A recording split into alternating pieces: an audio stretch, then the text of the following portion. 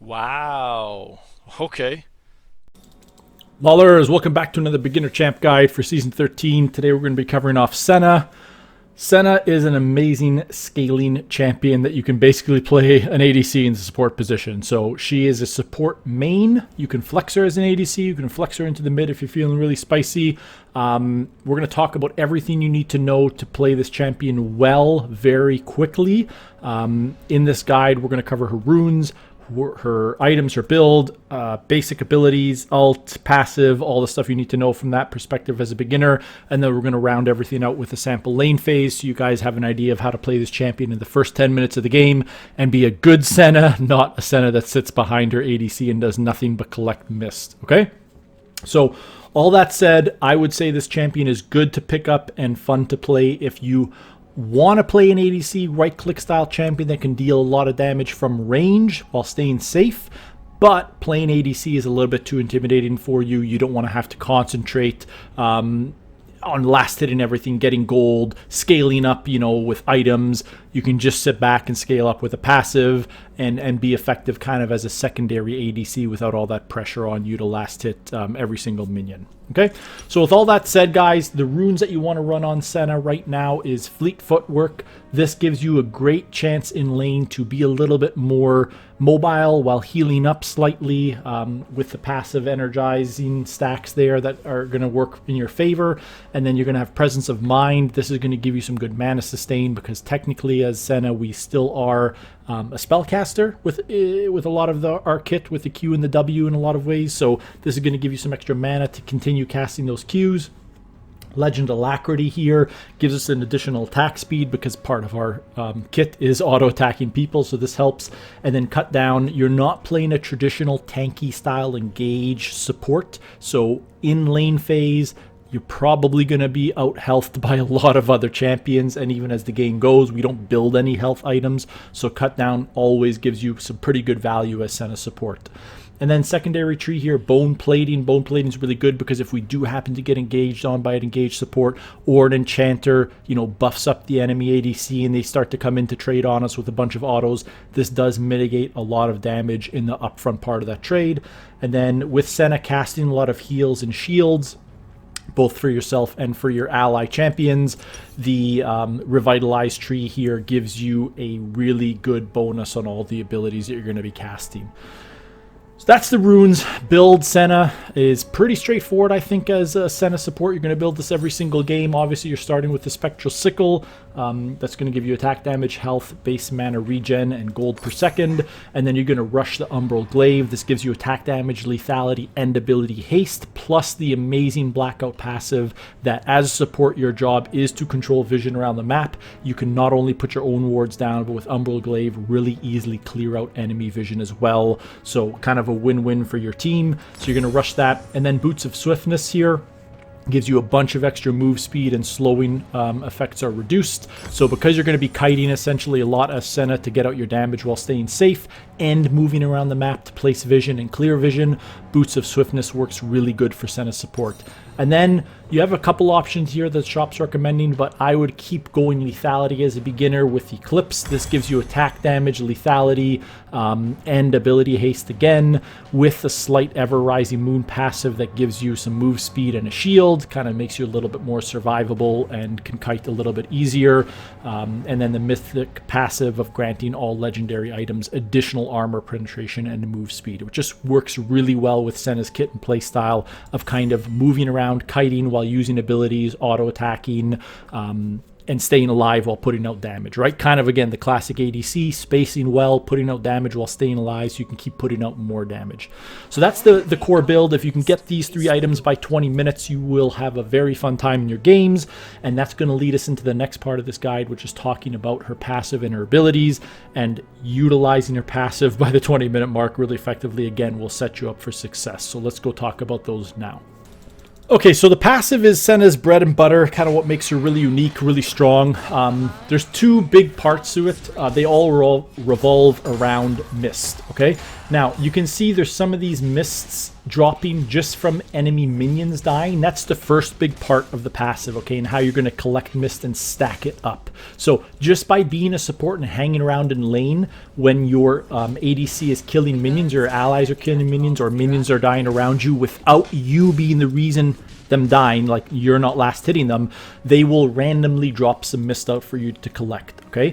As you collect mist, every 20 mist gives you bonus attack damage, bonus attack range, and critical strike, all right? So every 20 sets of mist that we collect, we're going to get stronger as a champion with our base stats. So that's, well, not base stats, but like bonus stats. That's huge. And therefore, a big part of Senna's identity as a champion is making sure we collect as much mist as possible, all right? So as a support, a lot of your mist is going to be collected by just hanging around and collecting these random drops. To collect it, you just auto attack those mists. But there's a second part and a second way to collect mist, which is by using auto attacks or abilities on enemy champions 2 times successively. So if we put down an enemy dummy here, you can see if I auto attack an enemy, this kind of misty animation shows up on them.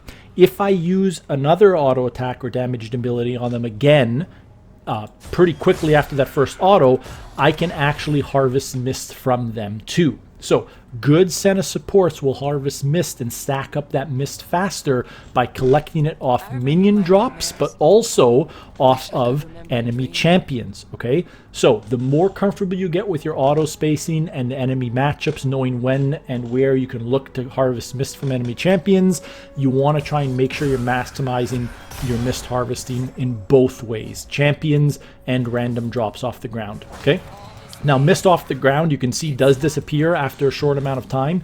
So if you have the chance to grab it when it first drops, I would look to grab it when it first drops. Just make sure you're not the one last hitting, because you cannot get mist if you're the one last hitting the minions. Okay, so as support Senna, again, really cool. You can kind of just play passively and get stronger, which is a nice feeling. Just make sure you're getting those mists stacked as much as possible. Okay, so that's a lot about the passive. There is some other aspects of the passive here in terms of like your autos take extra time to fire, but they deal more damage, but then they grant you movement speed. That's all great. You can take that into account more and more as you become a better Senna player, and you can use it to kite more effectively. But up front as a beginner, you know, this is all about stacking up mist as the game goes. I'd say, again, similar to get your core build by 20 minutes. If you can get like 80 mists by 20 minutes, you're going to feel really, really strong. You're going to be able to auto attack from a lot farther away in a lot safer positions. You're going to have a 40% crit by that point, which without even any crit items, which is amazing. And you're also going to have increased attack damage. Okay, so really important to stack that up. Now, the rest of her kit is pretty straightforward. There's no really super secret micro combos or, you know, loops of abilities that you have to weave together to be effective. Really, as an auto attack champion, you're going to be effective just by autoing people, but you do have a couple of extra tricks up your sleeve. The first one here is Piercing Darkness. She shoots a bolt of shadow through an ally or enemy, so either or, that deals damage and heals. So if we just had an enemy champion here, it's a targeted ability. You're going to put your mouse over them if you have quick cast set up and just press Q. Oh, we got to learn Q first. Press Q. It's going to deal damage them and heal you. Now, if there was an ally between you and that champion, you could cast it on either of them, right? Either an ally or an enemy champion.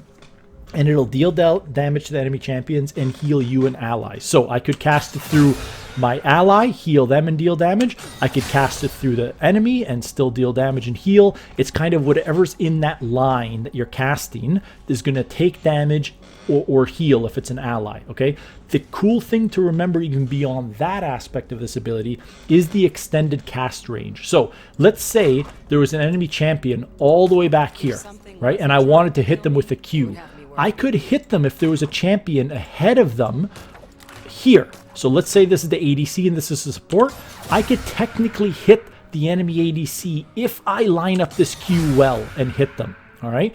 Even if I didn't have the enemy support to go through, but there was a minion or my ADC here, I could hit my Q through an ally and still extend the range and hit someone much farther away. All right, so you can see the range here. That circle is the targeted cast range, but then that line is how much further it'll extend past that.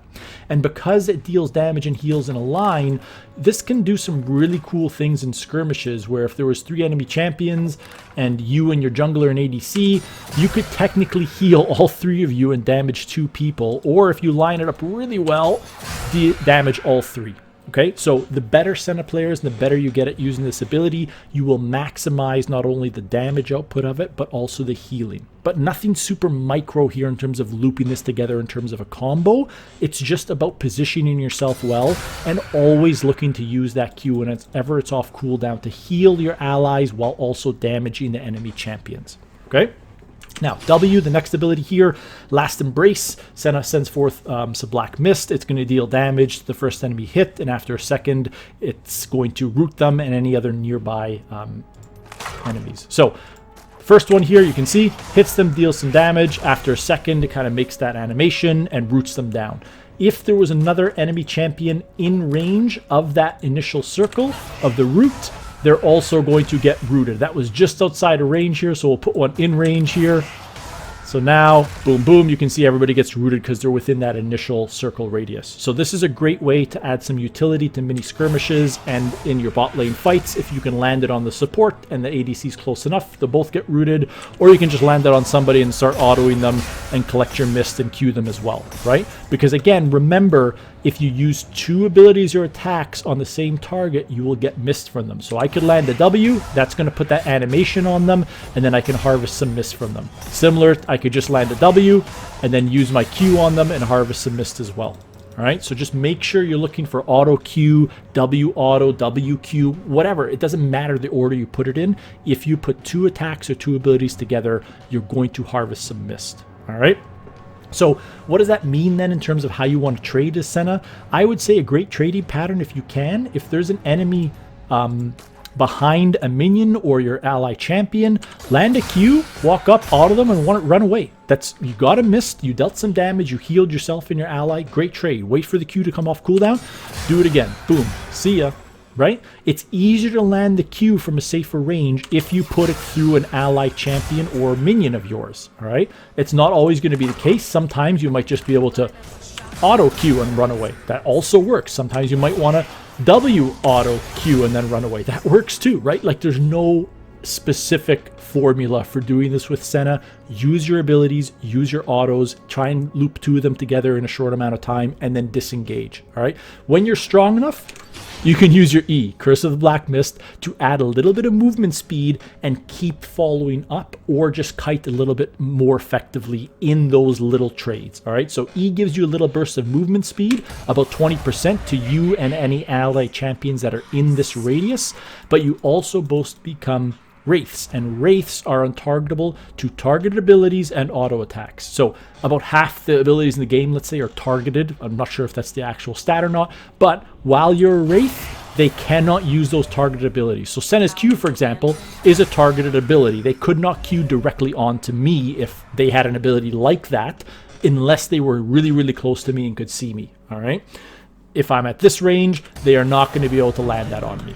All right, so really good tool to be able to kite and win trades a little bit better, to dodge out some autos and some targeted abilities while also giving you a little bit of move speed. It's not a massive dash. It's not going to let you get over walls. It's not going to let you, jump onto enemy champions and assassinate them. But in lane, it'll either allow you to E towards enemies while your jungler's coming in to close the gap a little bit faster, and get a successful gank off, or if you're getting ganked and you need to run away, you can use it and you and your ally ADC can run back to tower just a little bit faster and hopefully dodge out that gank. All right, so the skill order of your basic ability is going to be maxing out that Q first, followed by W and then E.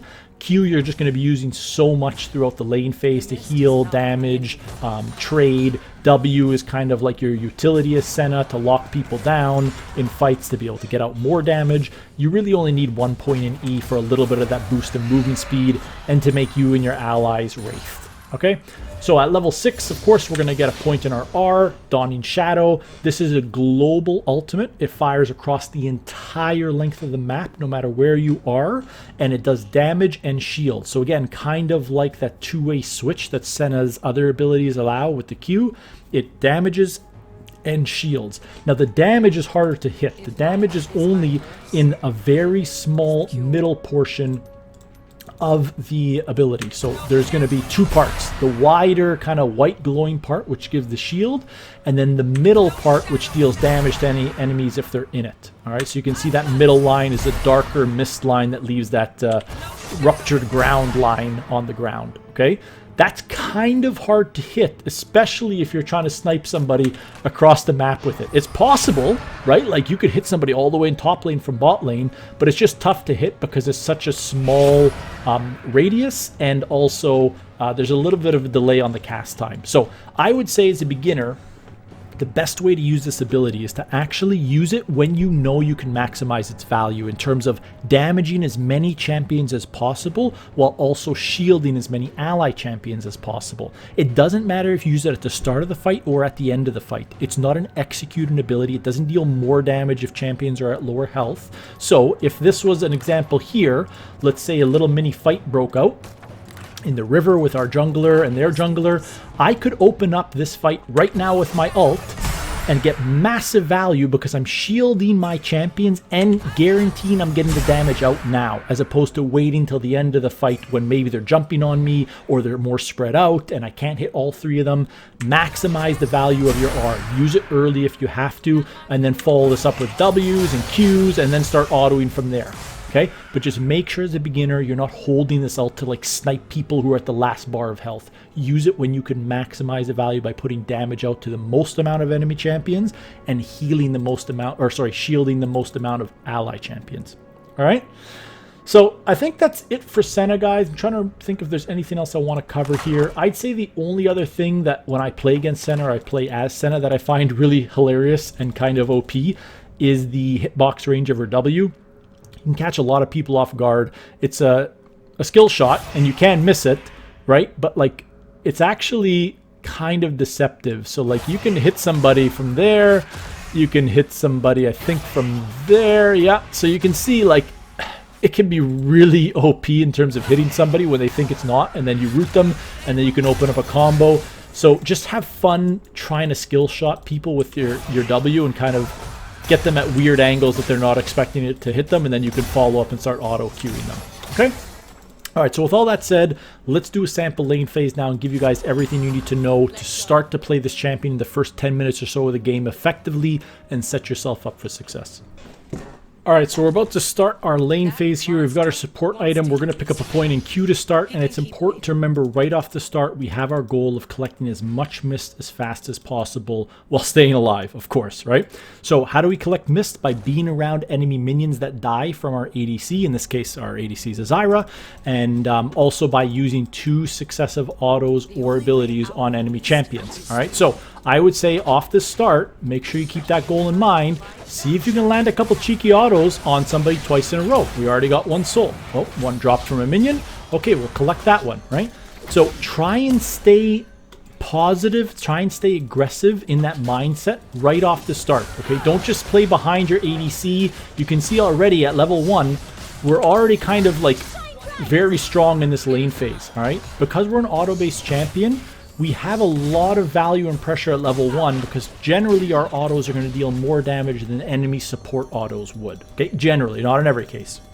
So make sure you're looking to start this little mini game of harvesting mist right at the start of the lane phase, okay? Level 2, we pick up a point in our W, and now, even from that first few level 1 trades and autos, we've already pushed them out of the lane. We've collected 5 mists, and we have a little bit of a lead in lane already. Okay, so we're just going to continue to look to expand that lead as the lane phase goes while staying safe and staying alive, all right? We're a scaling champion, so we still have to stay alive. If we die too many times early on, we stop collecting mist, it's going to be bad news bears for us because we're just not going to scale up as the game goes, and a lot of our strength in the kit is the scaling. So when you can, look to land a couple autos, back away, maybe land an auto and a Q, heal damage kind of, you know, your champion and their champions, and pick up as much mist as you can. Now, mist disappears again after a little bit, so just make sure you're picking those up as they drop down. If it's safe, don't die to pick up a mist that happens to drop out randomly too close to enemy champions, right? Like this one here could be a bait. So just be careful. It's okay to miss a couple if they're too far away. You can also pick up mist by hitting Qs through your ally minions or enemy minions as long as they're in that line, okay? Now, that's the basics. We can get a little bit more creative here and try and start to damage people with our Ws and autos and Qs as well while we're getting mist and killing them, okay? So again, the more games you get as Senna, you want to start to look for more creative ways to land your Qs on enemy champions and land your Ws on enemy champions. So if a champion's trying to farm on a tower, that's a really good time to land your W, hit them with a couple Qs and some autos, and he's already at half health, right? Look for more playmaking abilities with your Q, knowing it can go through people, and your W expands through people that are in the initial radius. So here, you know, he's out of my Q range, but is he in Q range if I cast it through a minion? Yes, he is, right? So look for those ways to try and land your Q and keep damage outputting on enemy champions. Okay, same thing with your W. Are they in range to land my W? Maybe not, but what if I landed on a minion that's near them? Is it going to root? Yeah, root the Lux back there, right? So you can extend the range and the use of your abilities of Senna if you look to play around with enemy champions or enemy minions, okay? So here again, land that W, get the mist, get another auto in, right? And the cool thing is, as you start to stack up mist, like we talked about, every 20 stacks, we hit her through that minion, right? So again, really trying to get creative with landing your Q. Every 20 stacks, you get extra attack range as Senna, which means that the more mist you get, the more oppressive you can be, right? So here, hit her with that weird W hitbox, and then we get another kill. Like, we're auto-attacking her already from pretty far away because we already have 24 mist, and our attack range is increased by 20, okay? We're just concentrated as picking up as much mist as possible. So, it's been about 5.5 minutes. We've already got 26 mist. We're on a really good path to get 80 mist by 20 minutes, and it gets easier to pick it up the stronger you get, right? Because then you can start to auto attack from farther away. You have more lane presence. You're more damaging. People are going to respect you a little bit more. We've got our first buy. We've got the boost of swiftness, and we've got our 2 long swords. I'm going to switch over to an oracle lens now so I can start to control some vision. And we're going to start to hopefully take over this lane even harder now. The cool thing is, if you're in a game where your ADC isn't the greatest, they're not last hitting the best, they're not really doing as much damage and sustained DPS as maybe an ADC should, you kind of have a little bit of a buffer playing Senna, because you could become the ADC. You could be the one to start to put out a bunch of damage with right-click autos, okay? And because you can infinitely scale, as long as you stay safe and you do a good job collecting mist, you could outdamage your ADC even if they are playing well. So just kind of keep that in mind when you're playing Senna. It's a strong point for her. Again, we're landing Qs through minions to hit both of them while collecting mist, right? We're maximizing the effect of our abilities here.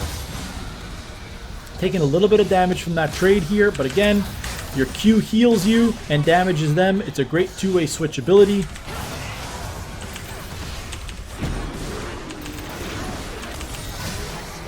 Just pick up another kill, right? Now, I'm running Exhaust in my summoner spells because I feel like Exhaust is a much more aggressive summoner spell that works well with Senna because of her desire to kite and land autos and space out properly.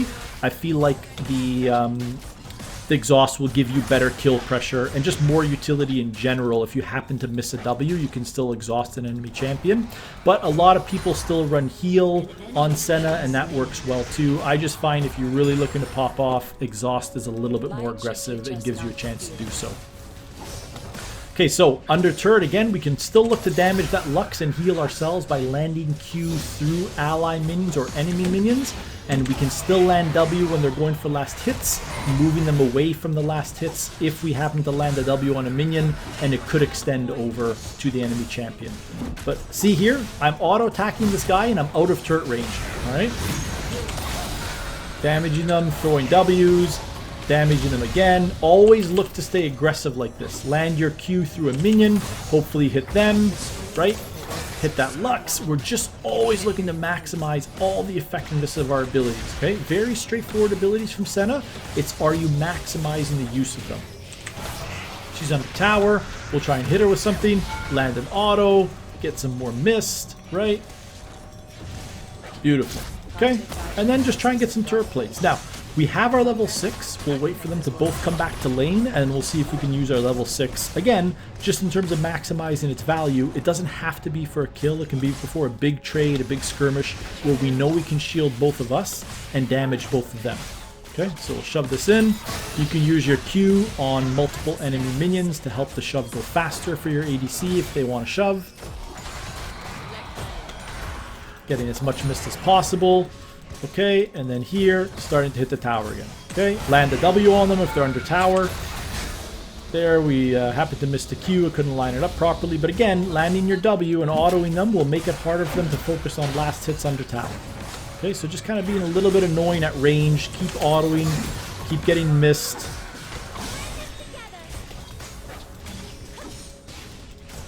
Okay, so again here, you can land your W on a minion, and then if they happen to be within that range of that minion, they'll also get rooted, and you can land another quick cheeky auto on them.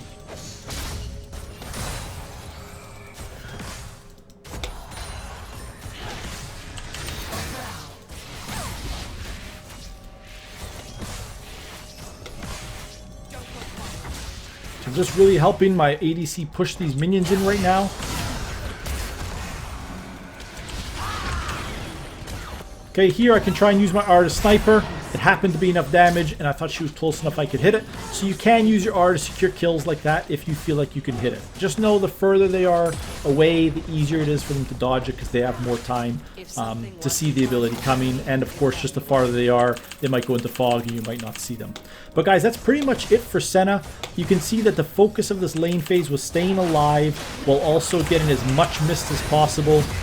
And you do that by staying aggressive with your autos on enemy champions. Don't just fall into the habit of playing behind your ADC and playing super passive because you're a support and you think you're just going to farm mist for the first 20 minutes from minions. This would be a bad way to play Senna, right? Like just behind here all game. You can see just by me playing by my ADC and not looking to be aggressive and to get mist, I'm already doing nothing. Like this 20 seconds compared to the other part of this lane has been very kind of non-impactful. If I'm up here, I'm looking to land Qs on her, I'm looking for autos, I'm looking for Ws, a lot more impactful. It's going to make them have a heck of a hard time going for last hits and playing their lane phase the way they want to. So I hope that gives you guys a good idea of how to play Senna. If you have any questions, let me know in the comments below, and I'll catch you guys in the next one.